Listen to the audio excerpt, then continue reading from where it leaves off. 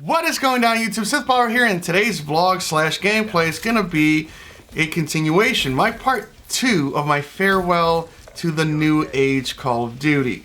Now, the last one I made last week was the 5 things that I was going to miss, or not the 5 things, but the things that I was basically going to miss about the new movement system, the new COD, the last 3 years of Call of Duty. Now, don't get me wrong, it was kind of hard to find a few things that I am going to miss, but I am going to miss a lot of it. Now, this video being a gameplay of Black Ops 3. The first one was Advanced Warfare, this one's going to be Black Ops 3, and my next video, my part 3 to this segment, which will be the things I do not want to see in the next Call of Duty. This one is Black Ops 3, the next one will be Infinite Warfare. So, let's get to the nitty gritty. A lot of you probably think there's a big list of things that I'm not going to miss from the new movement system, and you're probably right. Now, I'm going to try as hard as I can to keep it only on the movement system and things that the game brought. I'm not going to start nitpicking little things that annoyed me and nuances. It's going to be basically on the movement and certain other traits that the game's brought. Now, the first one, which is weird because it's one of the things that I am going to miss of the new Call of Duty, but at the same time, I'm not going to miss it. And that is just straight up the movement. It is way too crazy. Now, I know there's a lot of people that only started playing Call of Duty when the new movement system came out, and that's all they know. There's also a big chunk of you that actually did enjoy the new movement system, which is great, because I did too. But it's really not Call of Duty, okay? It's great for another game, okay? Switch the name of it. Call it Duty of COD, I don't know, and make that one just futuristic. By the way, before I continue, the gameplay you're about to watch is a domination match in Hunted, Black Ops 3, in which I'm like the only one doing anything on my team. Now, I'm not known for a pub stomper, I'm more of a competitive player when I do play Call of Duty, but every once in a while I do enjoy the fruits of just going and smashing pubs. Now, in this gameplay, I start struggling because I try to do way too much, and I probably encounter and engage a lot of opponents that I probably shouldn't have, and I probably should have walked away and tried to work on streaks. There's a lot of times where I'm really close to streaking out and I miss because I'm trying to do so much because no one in my team is doing anything. Do we win? I don't know. You're gonna have to stick it out and watch. But anyway, back to the vlog. The movement is a little too crazy for me. The jumping, the boosting, it's all too crazy. I know a lot of people did not like Advanced Warfare. I think Advanced Warfare had the most simplistic of movements. If anything, that little boost while you're in the air was a little annoying. If they would have gotten rid of that, I don't think it would have been that bad of a game, and I don't think you guys would have hated it as much as you do. I personally did enjoy Advanced Warfare, but I would have to say that the little zzz you could do in the air was annoying. But guess what it didn't have? The wall running. The wall running, in my opinion, was one of the worst things that was brought into Call of Duty. As much as I used it, and as much as I liked it, it was a little too crazy. People could get a lot of verticality with the wall running. You've seen it in pro tournaments when people start zigzagging and bullshit and like shooting over buildings. Like, that is a little too much. They would have maybe kept the wall running to a minimum where you could only go to a certain height. I think it would have been a whole different ball game. The wall running was a little too OP. Another thing that the wall running did bring that I think competitively was just ridiculous was how you could go outside of the map. Okay? In Black Ops 3, there were a lot of maps where you could just vulture your way around and no one would ever see you. Now you can make the argument, well, you gotta expect that and you can do it yourself. True, but at the end of the day, I need you to ask yourself, is it a true Call of Duty? No, it is not. Call of Duty was basically, I'm here, you're there, let's shoot it out, let's see who's better, let's see who has the best shot, better aim, better reaction, and that was it. You didn't have to worry about pre-aiming someone coming 30 feet in the air, okay? It was very annoying, especially when you're trying to play Search and Destroy, and you have to literally watch your back the moment you spawn in because someone in, can't think of the name, you know what I'm talking about, You could wall run on the outside of the entire map and get behind your players. It was just a little too crazy, in my opinion. Okay, some of us found it fun, and it made for a lot of cool clips. It did. When you can zigzag and pop, snipe someone, it's cool. Don't get me wrong, it is very cool, but is it Call of Duty? No, it is not. If you want to bring that into a different game, great. Come on, Activision, you have a lot of resources.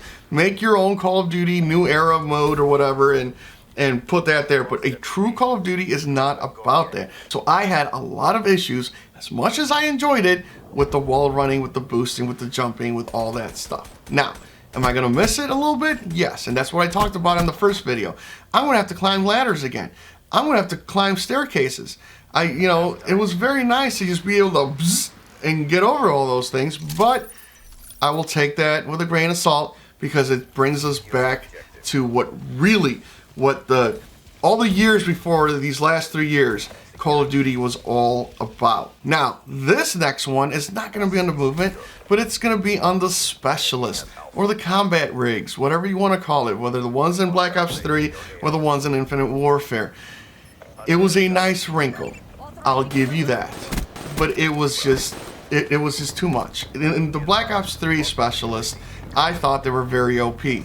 Same thing with Infinite Warfare, but I think Black Ops 3, I want to say, took the crown on the OP specialist. Especially things like the gravity spikes, where you could just do like a mini nuke in front of a bunch of people and kill them all. Now that's great if you're a good player, but the thing that the specialist brought into the new system, the new movement system, the new age Call of Duties, the futuristic CODs, whatever you want to call it, the things that it brought was something that I didn't like, because it made bad players good.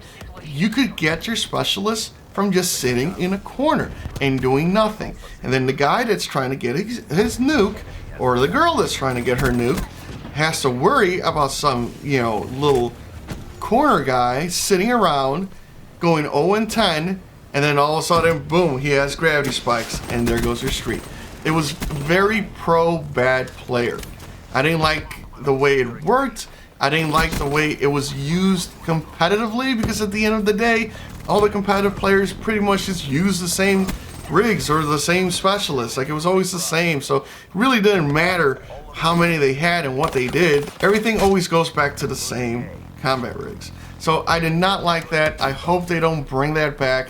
We've had 2 years of it. Enough is enough. Let's go back to classic Call of Duty. Now this one bugs me, and I know it bugs a lot of you guys. That is the variant guns.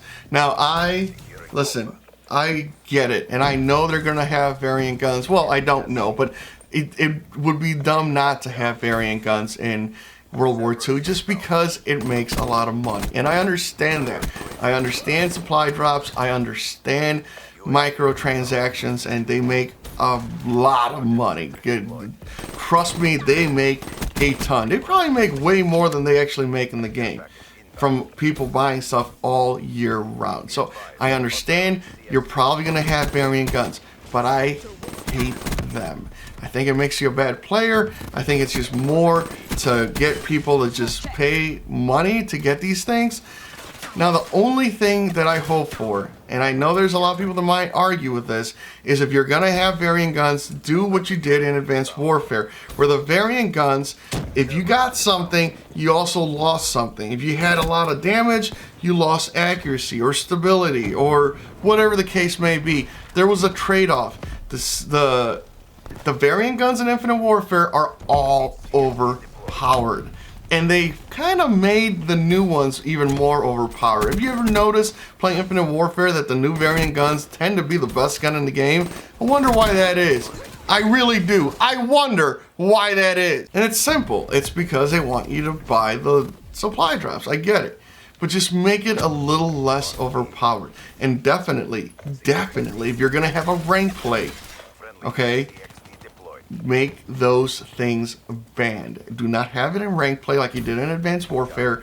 make that MLG rules so then the kids could use the supply drop guns and then the adults could actually play regular Call of Duty. Those are pretty much it. Those were my big bugaboos. I mean, you could start nitpicking guns and all the lasers and all that stupid futuristic things.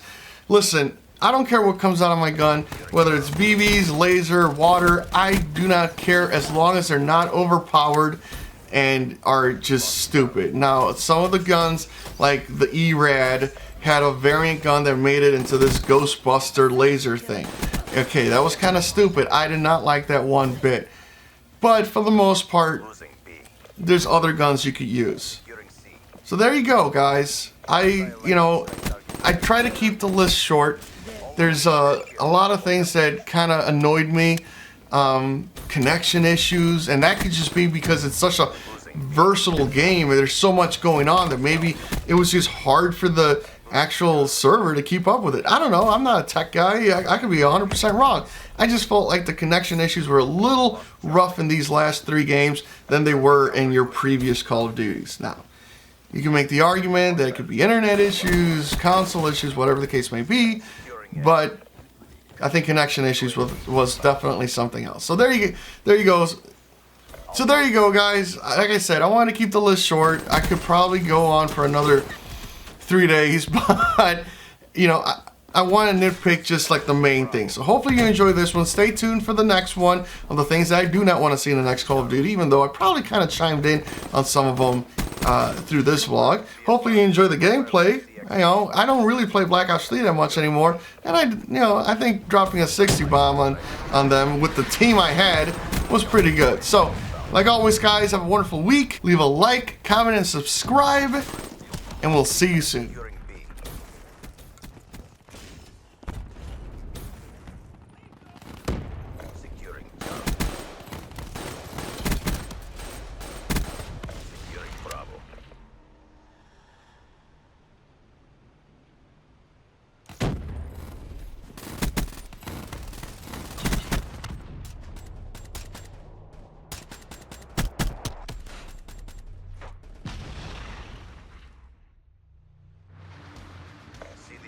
All objectives secured. Great job. There was never any doubt.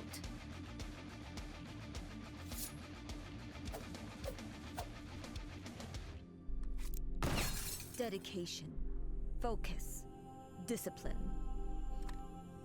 Practice more.